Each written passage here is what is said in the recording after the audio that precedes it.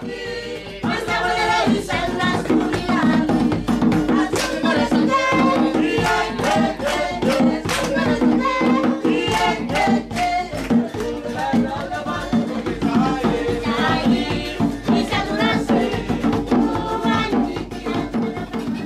au Vietnam, nous chez Habitants, c'est comme ça. Hein.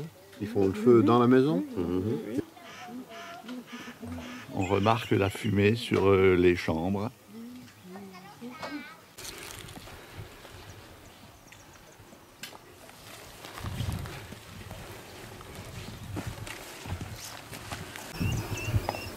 Quand il y a des catastrophes naturelles comme la grêle ou quand la récolte est mauvaise, ça fait aussi des impacts directs négatifs sur le prix du riz dans les grandes villes aux alentours. Voilà. Tout ce qui pousse dans les rizières maintenant, c'est pas forcément déjà du riz, parce que les rizières ne sont pas seulement pour le riz, mais c'est utilisé aussi pour autre chose, comme pour des légumes ou des céréales. De toute façon, que le bois glisse.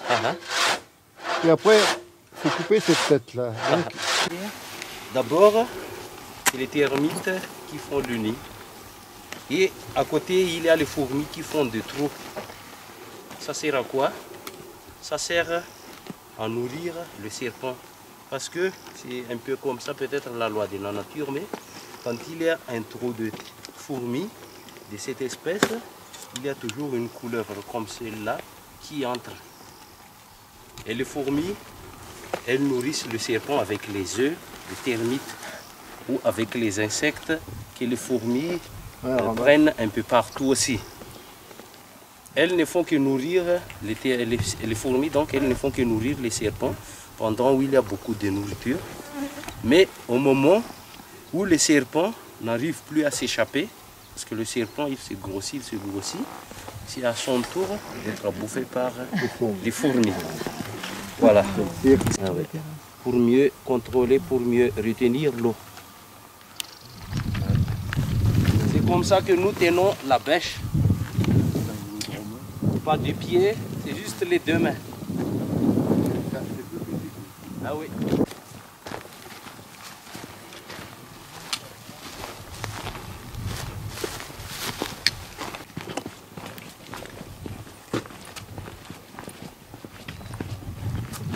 Ça mord pas, ça pique pas, mais c'est juste que ça chatouille.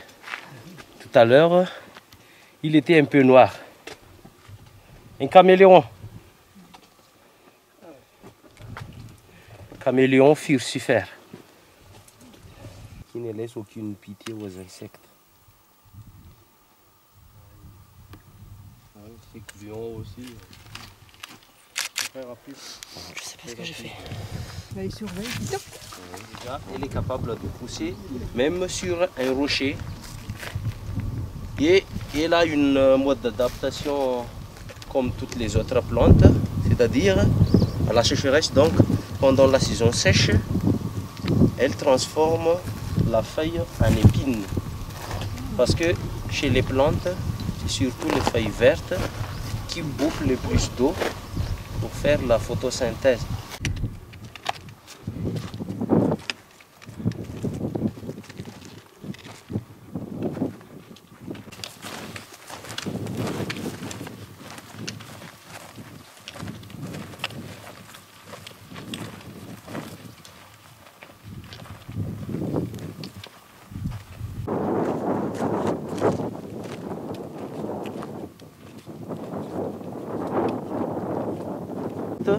Endémique de moyenne altitude qui ne pousse qu'entre 1200 et 1800 mètres d'altitude. Cocon de vers à soie sauvage. C'est de la soie, de la cascade. On a tout le long. Pervenche en fleurs.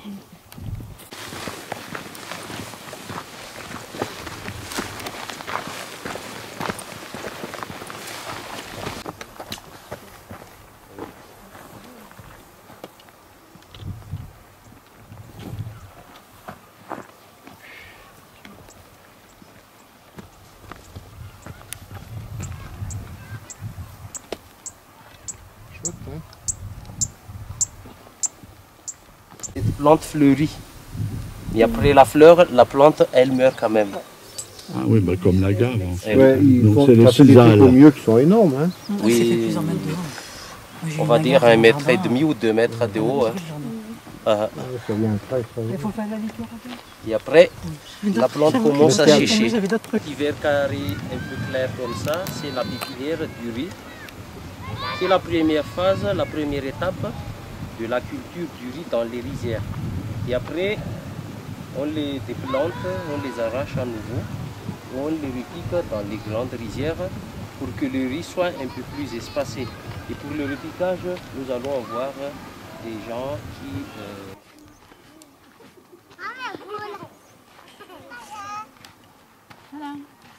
Salamo.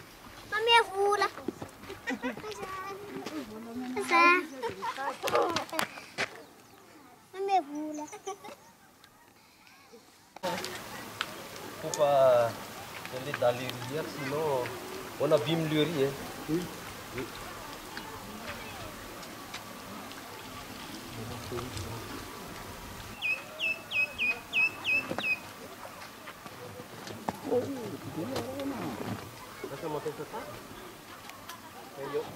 Le repiquage. Le repiquage, soit on le fait à la manière traditionnelle, en désordre, soit on le fait un peu moderne comme ça, c'est-à-dire en rang, en ligne. Mais avant de repiquer le riz, il faut toujours casser les mottes avec Ouais, la herse pour les ou à la préparateurs, bêche. ça reste le même. Ouais. Eh oui. Ouais, comme là-dessous, il va falloir qu'il... Là, il faut casser les mottes à la herse. Ou avant, c'était avec le troupeau des zébus. La méthode traditionnelle, le piétinage. Donc. Au départ, là, dedans, pratiquement, après à la fin, ça doit aller mieux, mais au début... Oui, bonne journée. Bonne journée. Comment plaît-vous? Très large, donc ils n'ont pas besoin d'une corde. Parce que le fait de changer tout le temps, la corde, ça dépense beaucoup du temps aussi.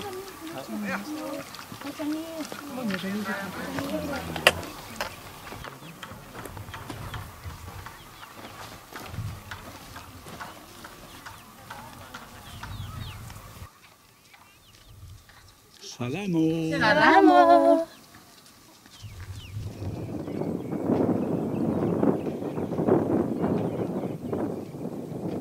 Sisal pour attacher les jeunes plants du riz.